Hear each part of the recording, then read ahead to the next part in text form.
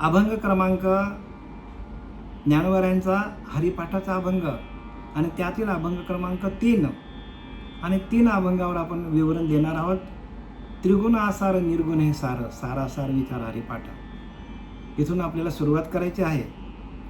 आणि ज्ञानोबा सांगतात की प्रत्येक माणूस हा 3 गुणांनी संपन्न आहे. आणि त्यातला पहिला गुण कोणता आहे तर सत्वगुण आहे. दुसरा गुण कोणता आहे रजोगुण आहे. आणि तिसरा गुण कोणता आहे तो तमगुण आहे. प्रत्येक माणूस हा 3 गुणांनी संपन्न आहे. समर्थाने लिहिलं आहे की मुळी देह त्रिगुणाचा, म्हणजे प्रत्येकाचा मूळचाच बरं का, म्हणजे जन्मतःच प्रत्येकाचा देह हा 3 गुणांनी संपन्न आहे. प्रत्येक माणसाकडे 3च गुण आहेत. रजोगुण आहे, तमगुण आहे आणि सत्वगुण. 3 गुणांनी युक्त असलेला असा प्रत्येक माणसाला नरदेह मिळालेला आहे. आणि म्हणून मुळी देह त्रिगुणाचा, रज सत्व तमाचा, बघा 3 गुण आहेत. कुठलाही माणूस घेतला तर त्याच्याकडे 3च गुण मिळतील. त्यामध्ये सत्वाचा उत्तम गुण सांगितले. सत्वाचा उत्तम गुण म्हणजे सगळ्यात उत्तम गुण कोणता आहे तर जेवढे आपली बुद्धी, आपलं मन जेवढं सत्वशील होईल तेवढं आपल्याला भगवंताची भक्ती आपल्या हातून घडेल. जेवढं आपलं अंतःकरण शुद्ध होईल.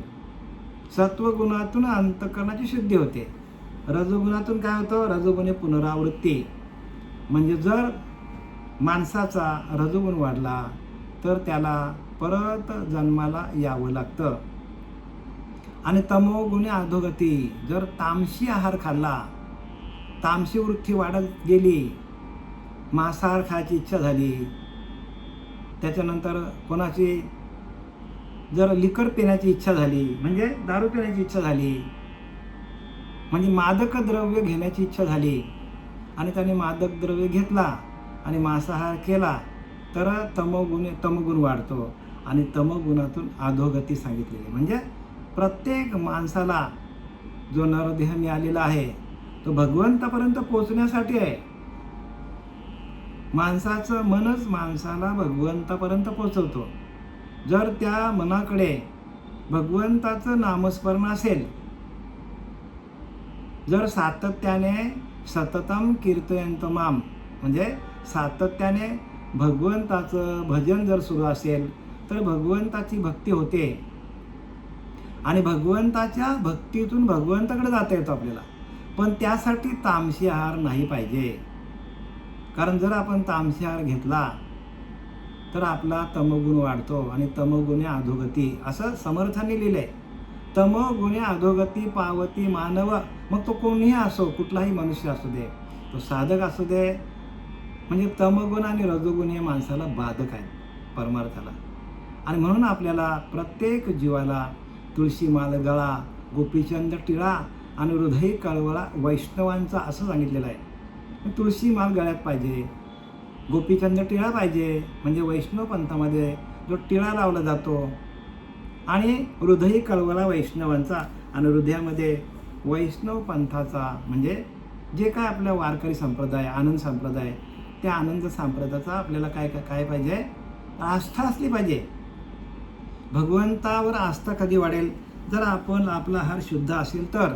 आणि आपला आहार जर अशुद्ध असेल तर आपल्याकडे नामस्मरण असूनही फायदा होणार नाही, एक पैशाचाही फायदा होणार नाही. कारण आपल्या पोटामध्ये आपण घाण टाकतो. म्हणजे जो जीव आहे, प्रत्येक जीव आहे, प्रत्येकाच्या ठिकाणी भगवंत आहे. इंद्रापासून उंदरापर्यंत भगवंतच भरलेला आहे. आणि जर आपण प्रत्येक जीवाला जर आपण मारून खात असू, त्याचा आपण जे काय मांस असेल ते आपण खाल्ला तर आपल्याला आपला तमगुण वाढतो. आणि तमगुणे अधोगती, असं समर्थाने लिहून ठेवलेलं आहे. तमगुण म्हणजे तामसी आहार खाल्ला की प्रत्येकाला खालच्या योनीत जावं लागेल. प्रत्येक जो जीव असेल त्याला खालच्या योनी, म्हणजे त्याला भगवंताचं दर्शन होणार नाही, भगवंताची भक्ती होणार नाही. म्हणून इथं काय लिहिलंय, त्रिगुण आसार निर्गुण हे सार. त्रिगुण आसार म्हणजे 3 गुण आहेत. ते 3 गुण पण काय आहेत, आसार आहेत, सार नाही. सार काय? इथे सार भगवंत. भगवंतच सार आहे. भगवंताला सोडून, भगवंत म्हणजे कसं आहे? भगवंत म्हणजे नामरूपाने आहे. त्या नामाला सोडून जे जे आपण करू ते आसार आहे. म्हणून तुकाराम महाराज सांगतात की जे जे करशी अनेक काही, नामा परते तत्व नाही, हकारुनी सांगे तुका, नाम घेता राहू नका. म्हणजे काय? नाम परब्रह्म आहे, नामच देव आहे. आणि तो नाम प्रत्येक साधकाकडे, म्हणून साधक व्हायला पाहिजे हो.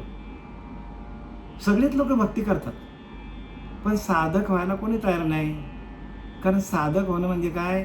साधक त्यालाच म्हणतात की जो साधना करतो. साधना करतो म्हणजे एकाग्रचित्त होतो, एका जागेवर आसन घेऊन जो बसतो आणि आसनावर बसून जो एकाग्रचित्त ध्यान लावतो, आपल्या अंतःकरणामध्ये असलेल्या त्या आत्मदेवाशी एकरूप होतो, त्या आत्मदेवाचं भजन करतो.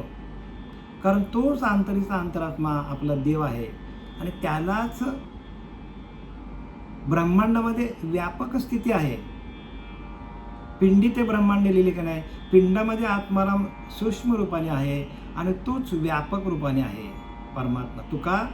तुकाराम महाराज काय सांगतात की अनुरणू या थोकडा तुका आकाशा एवढं. म्हणजे काय? तो अनुरेणूहून सूक्ष्म आहे आणि आकाशाहून व्यापक आहे. ज्ञानोबा सांगतात तर की आकाशाला मी कवेत धरलंय, म्हणजे आकाशाला पण व्यापून त्याने कवेत धरलंय नामाने. गगनाहुनी वाढ नाम श्रीहरीचे, ज्ञानोबा सांगतात. गगनापेक्षा मोठा आहे नाम, गगनाहुनी वाढ नाम श्रीहरीचे. आणि म्हणून तर काय त्रिगुण आसार. आणि ह्या भगवंतापर्यंत पोहोचण्यासाठी, भगवंताची प्राप्ती होण्यासाठी त्रिगुण आसार आहे सांगतात.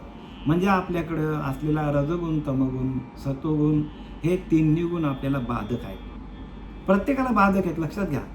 जोपर्यंत आपल्याकडे गुण आहेत तोपर्यंत आपल्याला भगवंताची प्राप्ती होणार नाही. कारण गुण कशामध्ये आहेत? गुण कशावरती उमटले जातात? तर गुण आपल्या श्वासामध्ये येतात. जो आपला श्वास चालू आहे, जातो येतो, जातो येतो. त्रिगुण हे सार, निर्गुण असा, त्रिगुण असार, निर्गुण हे सार. आणि सारासार विचार हरिपाठ. आपण सार काय आणि आसार काय याचा विचार आपण मांडूया आता. सार काय? तर आपल्याला चालवणारा जो श्वास आहे तोच आपला भगवंत आहे. आणि त्या श्वासाला धरणं, त्या श्वासाशी एकरूप होणं, त्या श्वासावरती भगवंताचं भजन करणं, नामस्मरण करणं, हीच भक्ती आहे. आणि म्हणून जे त्रिगुण वाढतात माणसाचे, ते कशामुळे वाढतात? तर श्वासाची प्रक्रिया आहे. जसं जसं आपले गुण वाढतील, रजगुण, तमगुण, सत्वगुण, हे तिन्ही गुण ज्या वेळेला वाढतात त्यावेळेला श्वास आपले बाहेर पडतात. आणि श्वास बाहेर पळाल्यामुळे आपले गुण वाढतात.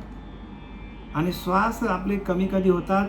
तर आपल्याकडे कोणतेच गुण जेव्हा नसतील, रजगुण पण नसेल, तमगुण पण नसेल आणि सत्वगुण, हे तिन्ही गुण ज्या वेळेला बाद होतील, आपल्या विचारातून निघून जातील, त्यावेळेला निर्गुण म्हणजे काय? कुठलेच गुण नाही. निर्गुण हे सार आणि निर्गुण हाच परमात्मा आहे. आणि म्हणून ज्ञानोबा सांगतात त्रिगुण असार. रजगुण, तमगुण, सत्वगुण हे तिन्ही गुण आहेत ना, रज तम सत्व आहे ज्याच्या अंगी, याच गुणे जगे वाया गेला. बघा सांगतात, काय सांगतात तुकोबरा? रज तम सत्व आहे ज्याच्या अंगी, याच गुणे जगे वाया गेला. म्हणजे काय? हे तिन्ही गुण आहेत ना, हे तिन्ही गुण माणसाला काय करतात? वाया घालवतात. म्हणजे ते गुण बाद व्हायला पाहिजे. कारण परमात्मा गुणातीत आहे, मनातीत, मनाच्या पलीकडे आहे. गुणांच्या पलीकडे परमात्मा आहे, देहाच्या पलीकडे आहे. बरं का? जोपर्यंत आपण गुणांवर आहोत, जोपर्यंत आपण मनावर आहोत, तोपर्यंत परमात्म्याची भेट होणार नाही. आणि म्हणून इथं ज्ञानोबाराने सांगितलंय की त्रिगुण असार, म्हणजे तिन्ही गुण आहे. आपल्याला जन्माला घालणारे गुणच आहेत, आपल्याला भगवंताकडे नेणारा गुणच आहे, पण तो सत्वगुण आहे. आणि तो सत्वगुणाची वृद्धी व्हायला पाहिजे, सत्वगुण वाढला पाहिजे. सत्वगुणातून सत्वगुणे भगवत भक्ती असा दासबोध सांगतो आपल्याला. दासबोध काय सांगतो? सत्वगुणे भगवत भक्ती, रजोगुणे पुनरावृत्ती आणि तमोगुणे अधोगती पावती मानव. बघा, तमोगुण वाढला आणि म्हणून जे लोक मांसाहार करतात त्यांना आयुष्यात भगवंताची प्राप्ती होणार नाही. माहिती होईल पण देवाची भेट होणार अजिबात नाही, अजिबात होणार नाही या जन्मात त्यांना. आणि म्हणून आपल्याला तुळशी माळ घालायला सांगतात. कारण एकदा तुळशी माळ आपण गळ्यात घातली तर आपला हा देह जो आहे तो आपण भगवंताला समर्पित करतो. आणि एकदा का भगवंताला आपण गळ्यामध्ये तुळशी माळ घातली म्हणजे आपला हा देह भगवंताला अर्पण केला आपण. आणि एकदा का आपण भगवंताला देह अर्पण केला की आपली देहबुद्धी निघून जाते आणि आत्मतत्व, आत्मबुद्धी, आत्मज्ञान आपल्याला आपोआपच प्रगट होतं. कुठं जायची गरज नाही. एकदा का ते नामतत्व, नाम तुमच्या हातात आलं, नाम चिंतन अखंड तुम्ही केलं, नामस्मरणे निरंतर, तेच जाणावे पुण्य शरीर. शरीर पुण्यवान कशाने होतं? तर नामस्मरणे निरंतर. म्हणजे निरंतर म्हणजे त्या नामाला जराही अंतर पडता कामा नये. सातत्याने आपण नामस्मरण केलं भगवंताचं, जो श्वास जातो येतो त्याच्यावरती आपण जर नामस्मरण केलं तर आपल्याकडे असलेले गुण आपोआपच कमी होतात. गुण कशाने कमी होतात आपल्याकडे? बघा ना, तुम्ही ध्यानाला बसल्यानंतर जोपर्यंत आपल्याकडे गुण आहेत तोपर्यंत आपल्याकडे श्वास आपोआप फास्ट चालतो, आपला गतीने चालतो, जास्त गतीने चालतो. आणि ज्या वेळेला आपल्याकडचे विचार निघून जातील, कुठलेच विचार नसतील, तैसे संकल्पने काढले जयाचे मनची चैतन्य झाले. बघा, आपल्याकडले संकल्प विकल्प गेले, आपल्या मनातील विचार गेले, जयाचे मनची चैतन्य झाले, तर आपल्या मनामध्ये भगवंताच्या नामाचं म्हणजे चैतन्य आपोआपच आहेच आपल्याकडे ते. पण त्या चैतन्याला झाकून टाकणारे विचार, त्या चैतन्याला झाकून टाकणारे विषय, काम, क्रोध, लोभ, मद, मत्सर, दंभ, संशय, चिंता, त्या चैतन्याला झाकून टाकणारे रजोगुण, तमोगुण, सत्वगुण, त्या चैतन्याला झाकून टाकणारा आपला अहंकार हाच आपल्याला आडवा येतो.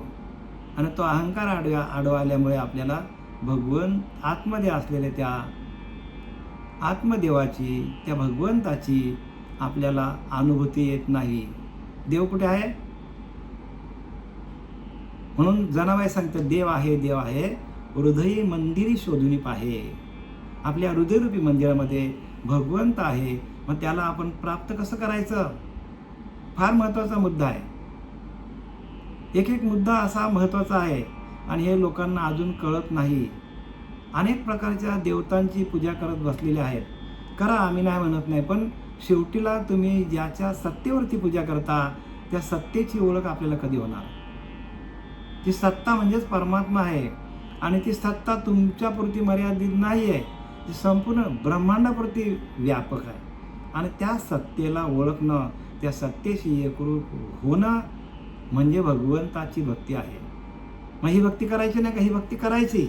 करता करता करता करता आपल्याला आपली थोडीशी शिल्लक वाढेल, म्हणजे पुण्याई वाढेल. आणि पुण्याई प्राप्त झाल्यानंतर आपल्याला तसा गुरु मिळतो, भगवंताची कृपा होते. आणि भगवंताच्या कृपेतून आपल्याला तसा सद्गुरू जीवनात येतो आणि आपल्या डोक्यावर हात ठेवून आपल्याला तो प्रकाशित करतो आणि आपल्याला नामाचा जप देतो. आणि नामाच्या जपातून आपल्याला ते ज्ञान होतं. जसं तुकोबरायांना बाबाजी चैतन्य भेटले, डोक्यावर हात ठेवला. ज्ञानोबरायांना निवृत्तीनाथ भेटले, जनाबाईला नामदेवराया भेटले. तसं प्रत्येक संतांनी आपल्या गुरुला शरण गेल्यानंतर आपल्या डोक्यावर हात ठेवून ते ज्ञान प्रकाशित केलेलं आहे. आणि एकदा का ते ज्ञान, ते नाम तुमच्या आतमध्ये प्रकाशित झालं की सर्व प्रकारचं ज्ञान साधकाला ध्यानाच्या माध्यमातून आपोआपच येतो. योग याग विधी येणे नवे सिद्धी. बघा, तुम्ही योग केलं, याग केलं, विधी केलं, सिद्धी केली, त्याच्याने तुम्हाला प्राप्त होणार नाही, पण भगवंताच्या नामातून तुम्हाला त्याची प्राप्ती होणार आहे. आणि ते नाम ते नाम भेटण्यासाठी आपल्याला काय करावं लागेल? सातत्याने भगवंताचं चिंतन करावं लागेल आणि त्या चिंतनातून आपल्याला भगवंताची प्राप्ती होतो. भगवंताची प्राप्ती कशातून होतो? नामस्मरणातून होतो. आणि एक नामस्मरण काढलं तर भगवंताची प्राप्ती होणार नाही, भगवंताची माहिती होईल. पण माहिती म्हणजे ज्ञान नाही.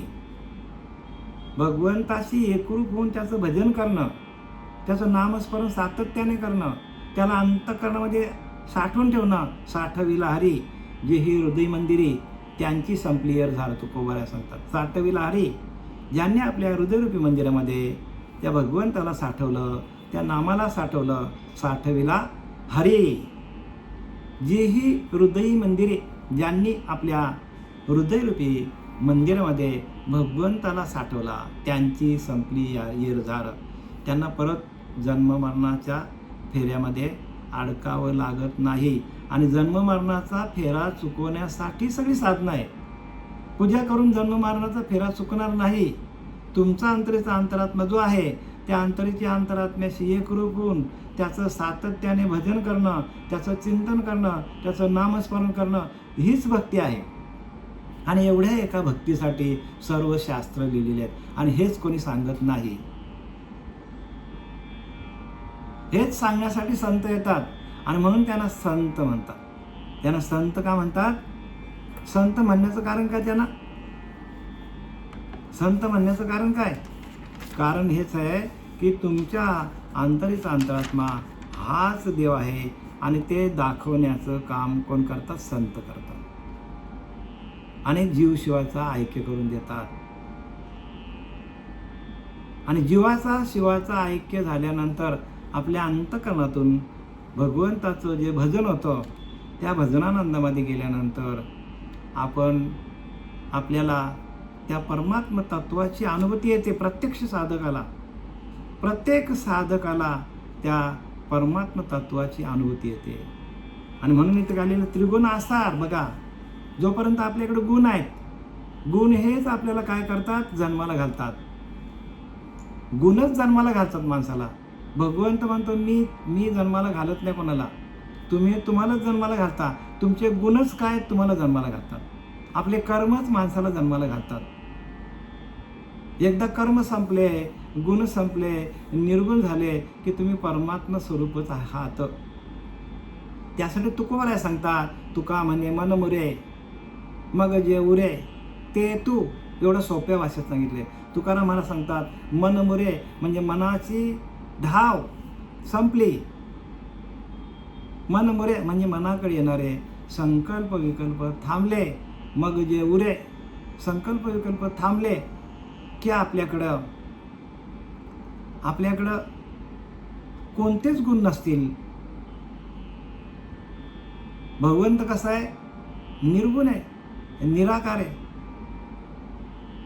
मग आपल्याकडे जर कोणतेच गुण नसतील तर आपणच परब्रह्म आहोत. आपण आकाराची पूजा करतो तर भगवंत निराकार आहे. आणि आपली वृत्ती जेव्हा निराकार होईल,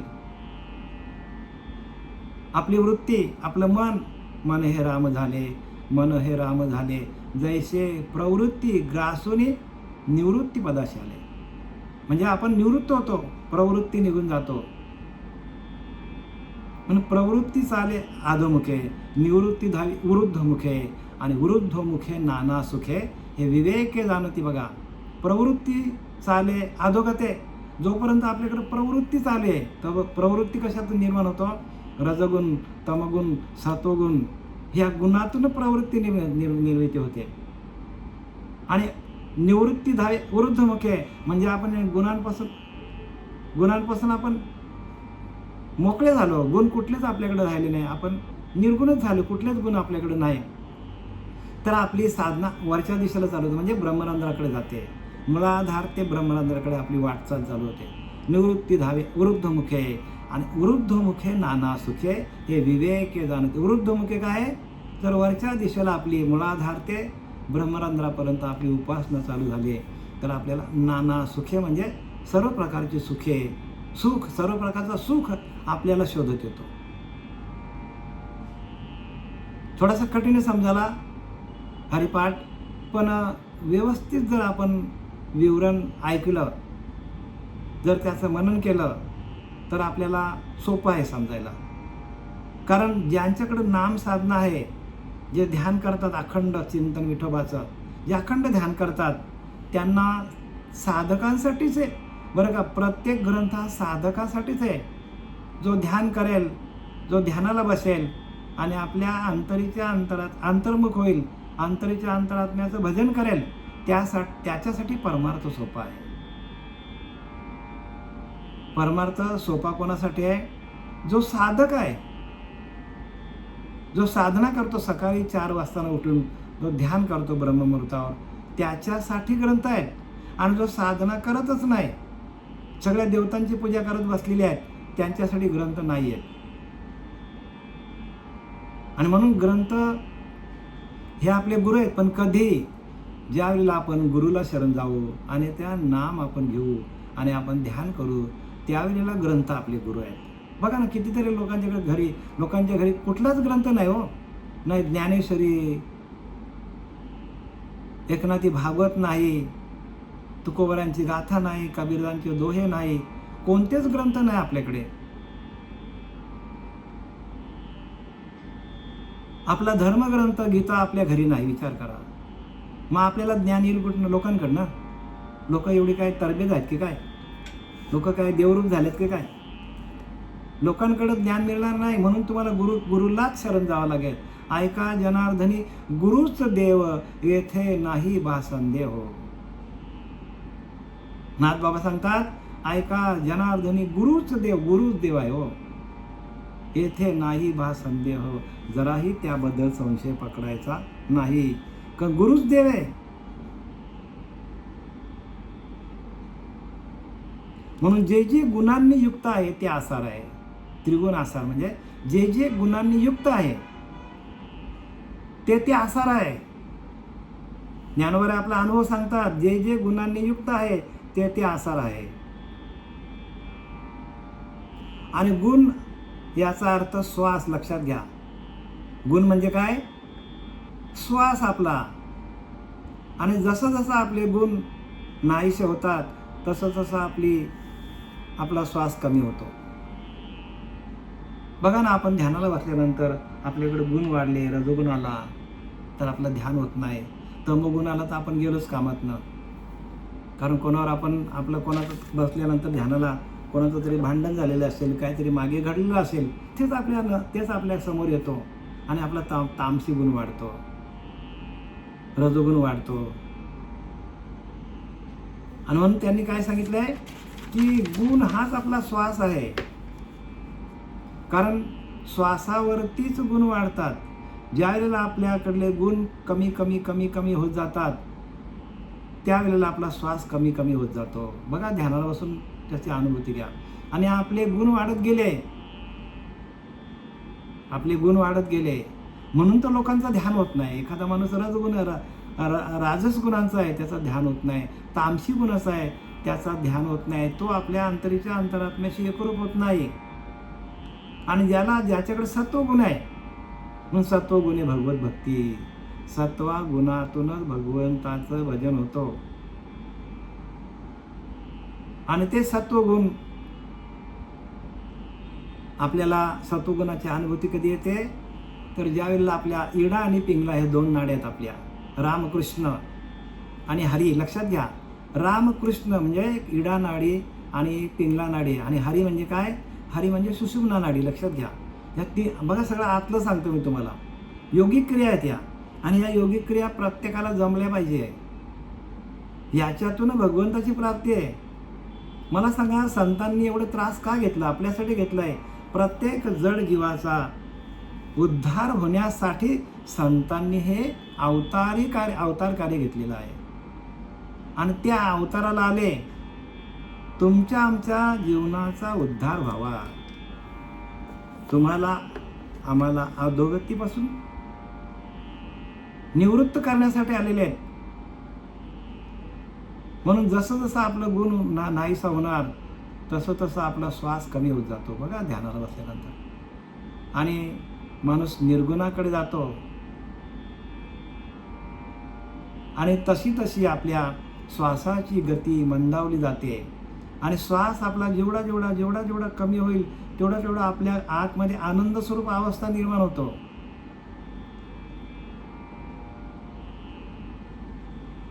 म्हणून 12 गजानी बाय 16 गजानी बाय रात्रंदिवस फिरते परी हरीशी नेनते. काय सांगतात नाथ बाबा सांगतात 12 गजानी बाय 16 गजानी म्हणजे 12 उंगल्या आपल्या आतमध्ये आणि 16 उंगल्या आतमध्ये आणि 12 उंगल्या बाहेर आपला श्वास सातत्याने आत बाहेर जात असतो. बघा आपलं लक्ष नाही तिथे हो.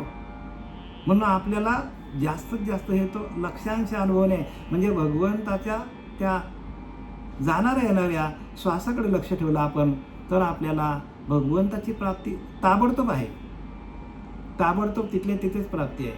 बघा घ्या अनुभव तुम्ही. आम्ही अनुभव घेतलेला आहे म्हणून तुमच्यापर्यंत सांगण्याची आम्हाला कला जी आहे ते आमचे सच्चिदानंद सद्गुरू श्रीपाद बाबा, रामदास बाबा, पांडुरंग दिवेकर बाबा ह्यांनी आम्हाला ती दिली.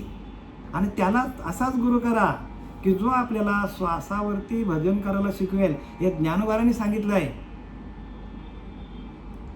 ज्ञानोबारा दुसऱ्या अभंगात काय सांगतात? दुसऱ्या अभंगात ज्ञानोबारा काय सांगतात बघा.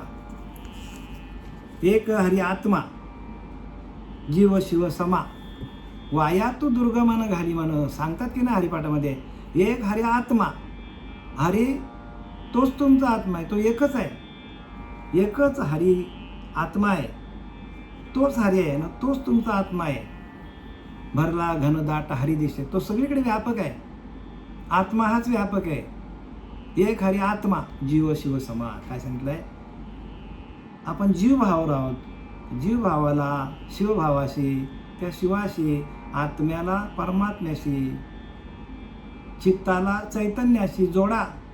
एक हरी आत्मा जीव शिव समा वाया तू दुर्गमान घाली म्हण. दुसरीकडे लक्ष घालूच नको सांगितलंय. वॉर्निंग दिली आपल्याला.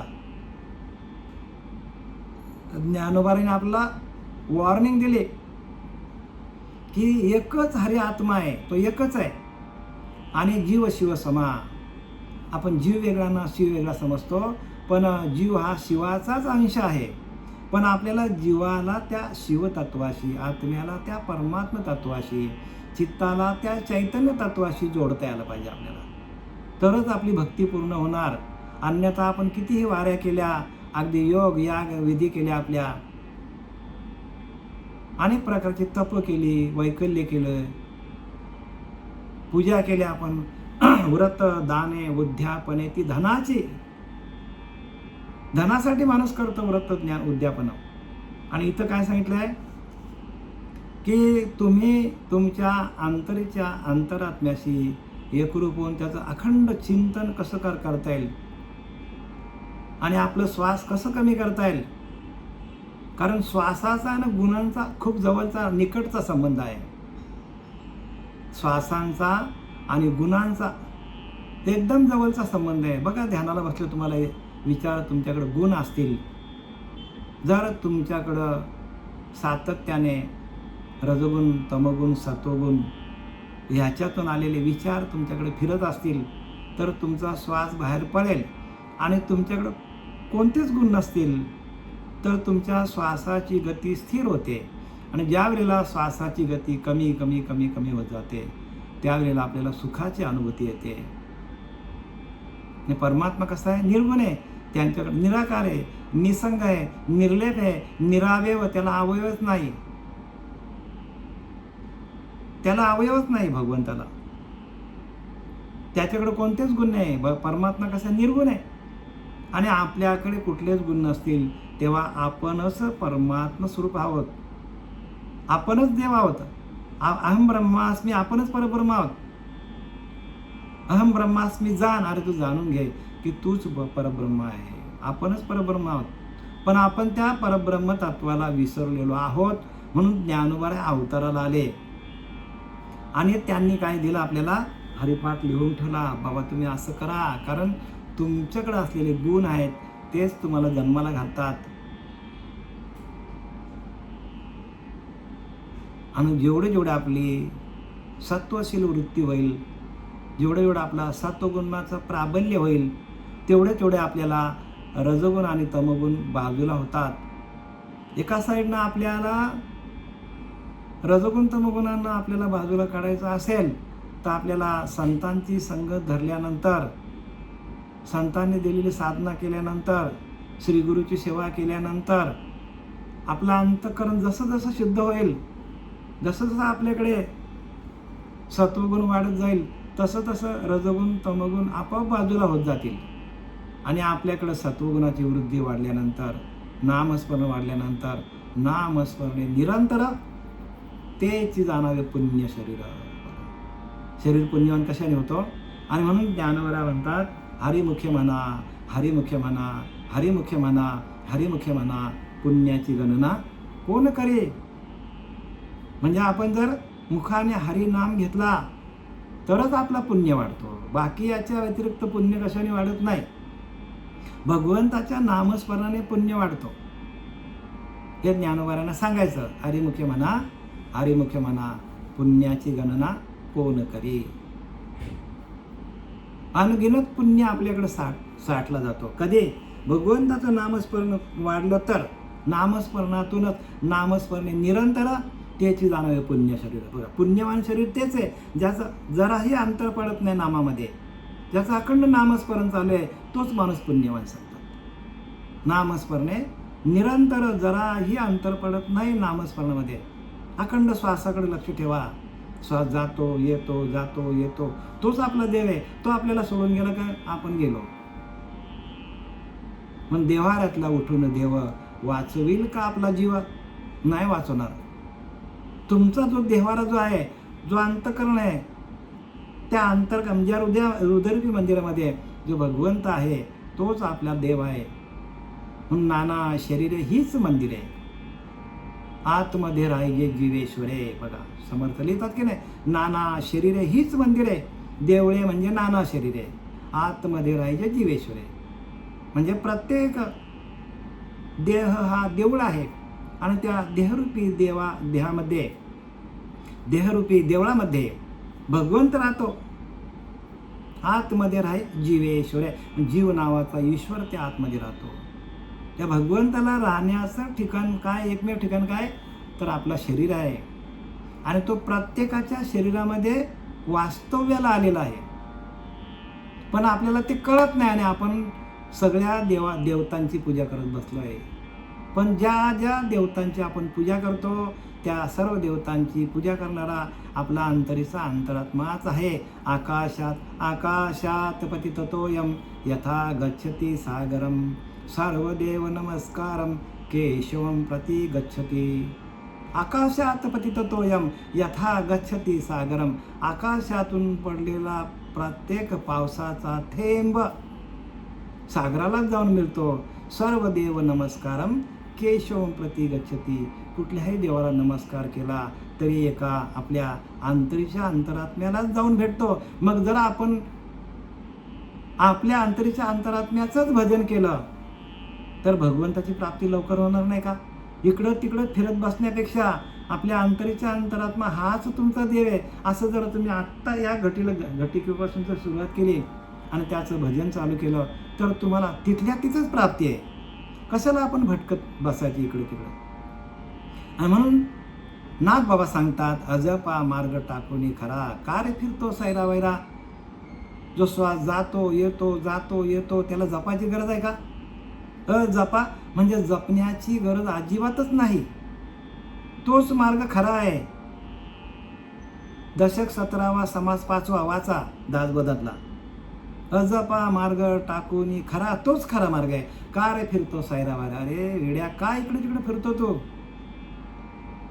कुठे शोधिशी रामेश्वर आणि कुठे शोधिशी काशी.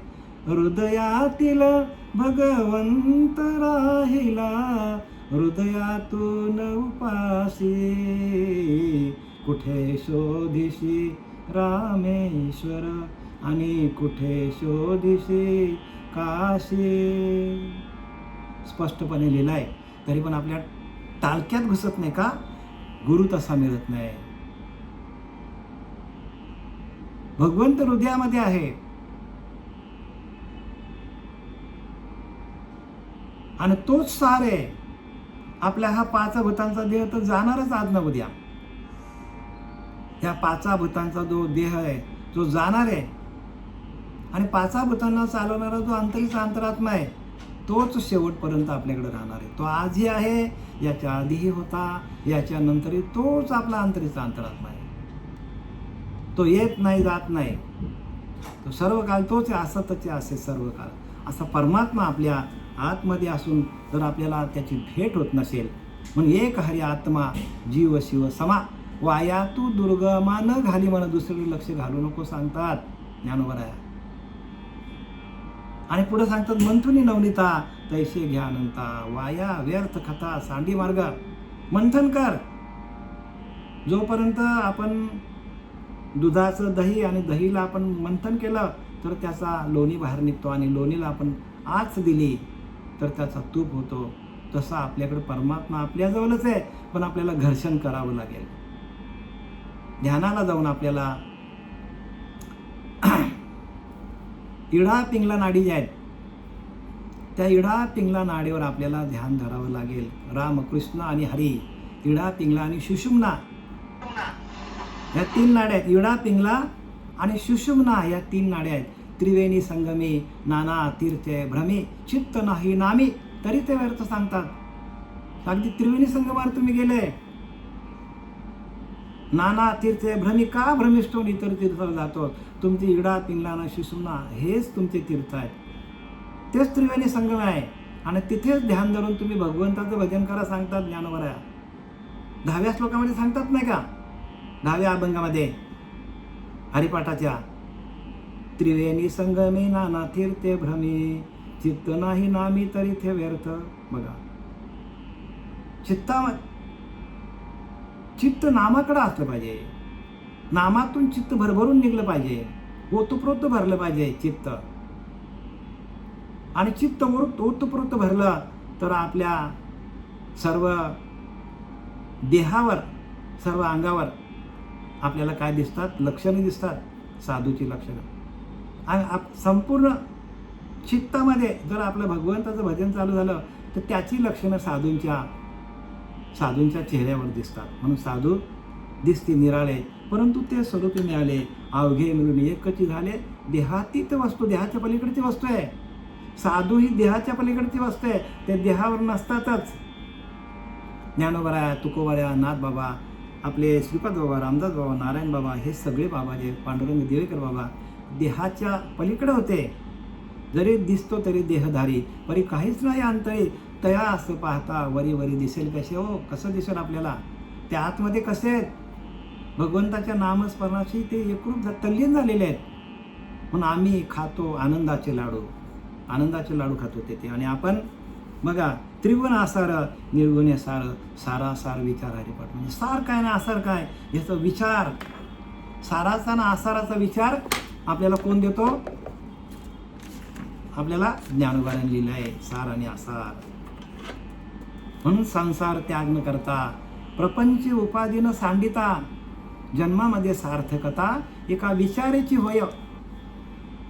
समर्थ रामदास पण तेच सांगतात की संसार त्याग न करता प्रपंच उपाधीनं टाकीता, प्रपंच उपाधीनं सांडिता जन्मामध्ये सार्थकता एका विचाराची होय. विचार, तुमच्याकडे विचार, सार काय आसार काय, पाप काय पुण्य काय, स्वर्ग काय नरक काय, विवेक काय विवेक काय, खरं काय खोटं काय, ह्याचा विचार तुमच्याकडे यायला पाहिजे. म्हणून समर्थ रामदासांनी लिहिले अमृत विषयक म्हणती. अमृत न विषयकच आहे का, विष खाता प्राण जाती. बघा, विष खाला तर प्राण जाईल. हो, कुकर्मे होय फजते, आणि कुकर्म केलं तर फजित होईल माणसाची.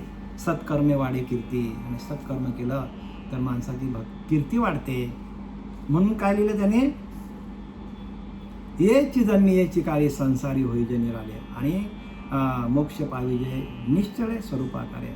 आपल्या त्या आत्मस्वरूपाशी एकरूप राहून त्याचं भजन करणं हीच भक्ती आहे. येची जन्मी येची काळी म्हणजे याच जन्मामध्ये आणि ह्याच काळामध्ये ह्याच वेळेला येची जन्मी येची काळी संसारी होई जे निराळे. या जन्म मरणाच्या चक्रातून बाजूला निघा सांगतात, वॉर्निंग दिली आपल्याला. आपल्याला धोक्याची घंटा संत दाखवतात, येची जन्मी येची काळी संसारी होईजे निराळे आणि मोक्ष पाविजे निश्चळे स्वरूपाकारे. निश्चल व्हायला सांगितलंय. निश्चल झाला तर आपण स्वरूपाशी एकरूप होऊ. म्हणून स्वरूप साक्षात्कार फार महत्त्वाचा आहे. आपल्या आत्मस्वरूपाशी एकरूप होणं आणि अखंड त्या भगवंताचं चिंतन आपोआपच होतं. मग नंतर बघा ना, आपण ध्यानाला बसल्यानंतर आपल्याकडले सगळे गुण निघून गेले, आपल्याकडले विषय सगळे निघून गेले, आपल्याकडला अहंकार निघून गेला आणि आपला श्वास स्थिर झाला, शांत झाला, श्वासच बंद पडला आपला, आपल्याला माहीतच नाही पडत. आणि त्या श्वासावरती आपण भजन करता करता श्वास आपला एकदम थांबला जातो आणि आपल्याला माहीत पडत नाही किती वेळ श्वास थांबलेला आहे. आतल्या आत श्वासाची प्रक्रिया चालू होतो, नाकाजवळ श्वास बंद पडतो, पण आतल्यात प्रक्रिया चालू होतो आणि आपल्याला निश्चलतेचा अनुभव येतो की आपण निश्चल झालेलो आहोत. जी चंचलता आपल्याकडून निघून गेली आणि आपण निश्चल झालेलो आहोत असं आपल्याला अनुभूती येते. येच जन्मी येची काले येची जन्मी संसारी होईल निराळे. म्हणजे जन्ममरणाच्या चक्रातून बाजूला निघा असं आपल्याला वॉर्निंग दिलेले आहे समर्थांनी. आणि मोक्ष पाविजे निश्चल आहे. मोक्ष कधी होईल आपल्याला, कधी मिळेल तर आपण निश्चल झालो तर. आपण निश्चल म्हणजे चंचलता निघून जाऊन आपल्या मनाकडे निश्चलता यायला पाहिजे. मोक्ष पाविजे निश्चले स्वरूपाकारे म्हणजे आपल्या आत्मस्वरूपाशी एकरूप होऊन आपण त्या भगवंताचं भजन करता करता आपण निश्चल व्हायला पाहिजे. आणि त्या निश्चलामध्ये भगवंताची प्राप्ती आहे. प्राप्ती कशामध्ये? निश्चलमध्ये. आणि आपलं मन चंचल आहे, आपल्याला भगवंताची प्राप्ती होणार नाही. सगळ्या देवतांची पूजा जरी केली आणि आपण तर आपली चंचलता वाढेल. पण आपण आपल्या आत्मदेवाची पूजा केली तर आपण निश्चल होऊ. म्हणून ज्ञानदेव म्हणे, भजा आत्मदेवा अखंड सेवा, देव देव म्हणून व्यर्थ कार्यशीलशी, निज देव निरशी नेनशी मुळी कोण. देवा नाही नाव, देवा नाही रूप, देवा नाही गाव कोठे खाई. ज्ञानदेव म्हणे, भजा आत्मदेवा अखंड सेवा त्याचीच करा सांगितले. आपल्या आत्मदेवाची सेवा करणं, आपल्या आत्म्याची सेवा करणे हीच खरी भक्ती आहे. आणि ही भक्ती करणारे, करून दाखवणारे प्रक्रियेच्या माध्यमातून त्या आत्मस्वरूपाशी कसं एकरूप व्हायचं, त्या मूळाधार तत्व मूळाधार चक्राचा आधार घेऊन ब्रह्मरंध्रापर्यंत कसं जायचं हे शिकवणारे जे असतात ते संत असतात, ते गुरु असतात. बाकी गुरु नाहीत. ते बाकीला गुरु म्हणता येणार नाही. ते समाज प्रबोधनकार आहेत. आणि म्हणून ते ज्ञान पैगावरे जरी म्हणे आते आणावं तरी संताया भजावे सांगितले. संत आहेत ते. संतांची सेवा करायला सांगितले. ते ज्ञानाचा कुरुटा सांगितले. ते तर सेवा हा दारवंटा. काय सेवा हाच त्यांचा. सेवा करणं, त्यांच्या दारामध्ये जाऊन, त्यांच्या घरामध्ये जाऊन आपण त्यांची सेवा करायला पाहिजे. संतांची सेवा प्रत्यक्ष, बरं का, प्रत्यक्ष सेवा करायला पाहिजे. आणि प्रत्यक्ष सेवा आपण जर केली तर त्यांचं अंतःकरण प्रसन्न होतं आणि प्रसन्न झालेल्या अंतरात्म्यातून जे काय आशीर्वाद बाहेर पडेल, जी कृपादृष्टी बाहेर पडेल, त्या कृपादृष्टीतून साधकांना ज्ञान होतं. जर संतांची कृपादृष्टी नसेल, संतांच्या सांगण्याच्या विरुद्ध जर तुम्ही वागलात, श्रीगुरूंच्या सांगण्याच्या विरुद्ध जर आपण वागलो तर श्रीगुरूंच्या अंतःकरणातून ज्या चांगले विचार, चांगली गुरुकृपा बाहेर पडते ती तिथेच थांबली जाते. त्या गुरुकृपेचा प्रवाह तिथेच थांबला जातो. जरा जरी इकडे तिकडे शिष्याचा वाकडा पाऊल पडला तरी त्यांच्या अंतःकरणातून निघालेला भाव, जो भाव प्रवाहित राहतो, तो प्रवाह थांबला जातो आणि शिष्यांपर्यंत ते ज्ञान पोचलं जात नाही. पण श्रीगुरूंच्या आज्ञेत जो शिष्य थांबला तर गुरुच्या अंतःकरणातून निघालेला जो प्रवाह आहे गुरुकृपेचा, तो प्रवाहच सत्शिष्याच्या अंतःकरणामध्ये प्रवेश करतो आणि त्यांना कोणताही ग्रंथ न वाचताना त्यांना आत्मज्ञान आपोआपच प्रगट होतो. आणि मग त्याला कोणताच शास्त्र वाचायची गरज लागत नाही.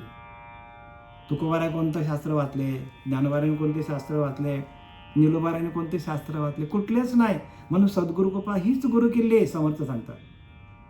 सद्गुरु कृपा हीच गुरुकिल्ली आहे. बघा, गुरुकिल्ली सद्गुरूंची कृपा हीच गुरुकिल्ली आहे. आणि ते आपल्याला गुरुकृपा मिळवणं हेच ज्ञान आहे.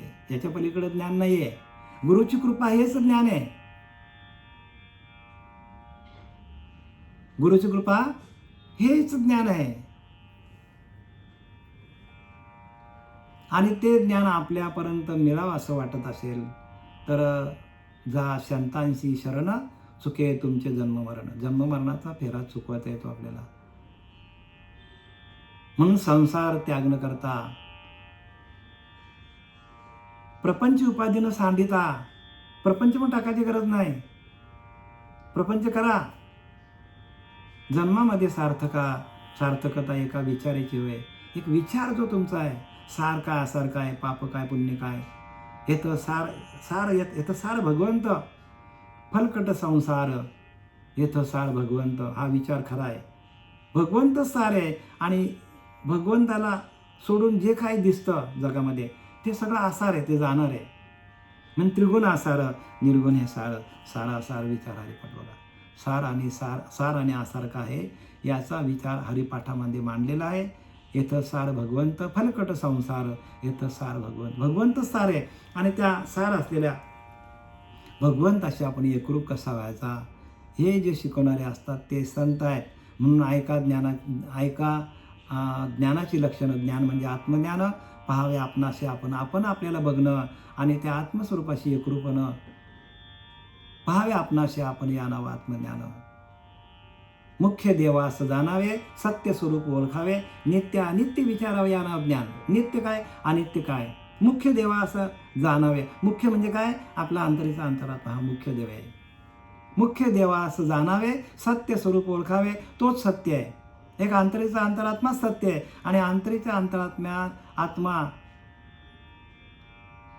त्याचं भजन करणं आणि त्या भजनानंदामध्ये जाणं हेच खरं, हेच भजन आहे. आणि तीच खरी भक्ती आहे. आत्म्याचीच भक्ती करा. ज्ञानदेव म्हणे भज आत्मदेवा.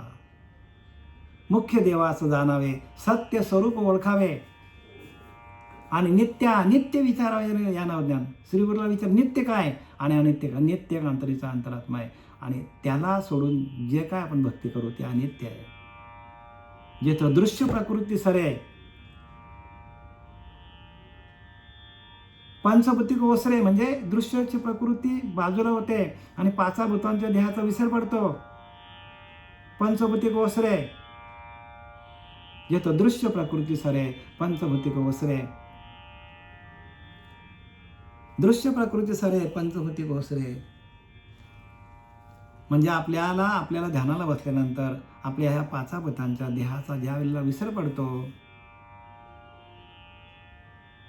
आणि विसर पडल्यानंतर आपल्याला ज्याचं अखंड स्मरण चालू होतो, भगवंताचं अखंड नाम चालू होतं. आणि अखंड नाम चालू होणं, त्या नामाशी एकरूप होणं, त्या भगवताकार वृत्तीमध्ये आपण जाणं आणि भगवंताशी एकरूप होऊन आपलं भजन करणं हेच सारे. म्हणजे येथे सार भगवंत. फलकट संसार येथे सार भगवंत. भगवंतच सार आहे. पण त्या भगवंताला प्रगट कसं करायचं, त्याच्याशी एकरूप होऊन त्याचं भजन कसं करायचं हे सांगणारे असतात ते गुरु असतात. म्हणून गुरु दाविली या वाटा. गुरुच आपल्याला वाट दाखवतात. येऊनी विवेक तीर्थ तटा, धवनी मलकटा बुद्धीचा. त्याने आपल्या बुद्धीवर आलेला मलकटपणा म्हणजे त्रिगुणांचा विषयांचा अहंकाराचा जो मलकटपणा आलेला आहे, त्या मलकटपणाला धुण्याचं जे साधन आहे ते संतांकडे आणि ते नाम आहे. म्हणून नामरूपी जडले ज्याचे चित्त त्याचा दास मी अंकित. ज्याचं नामरूप चित्त अखंड चित्तामध्ये भगवंताचं नामस्मरण चालू आहे. भगवंत म्हणतो त्याची दास्य भक्ती मी करेन, पण तुमच्या चित्तामध्ये अखंड भगवंताचं नामस्मरण असलं पाहिजे. हा ज्ञानोबारायांचा हरिपाठ आणि यातील अभंग क्रमांक 3 यातील फक्त आपण आता एकच चरणाचं आपण विवरण मांडलेलं आहे. आणि पुढच्या चरणांचं विवरण मी पुढच्या वेळेला आपणापर्यंत मांडण्याचा प्रयत्न करणार आहे. सच्चिदानंद सद्गुरू श्रीपाद बाबा, रामदास बाबा, नारायण बाबा, नानाबाबा, पांडुरंग देवेकर बाबा यांच्या कृपा आशीर्वादाने जे मांडण्यात आलं ते आपल्या सर्वांच्या चरणावर समर्पित करत आहे.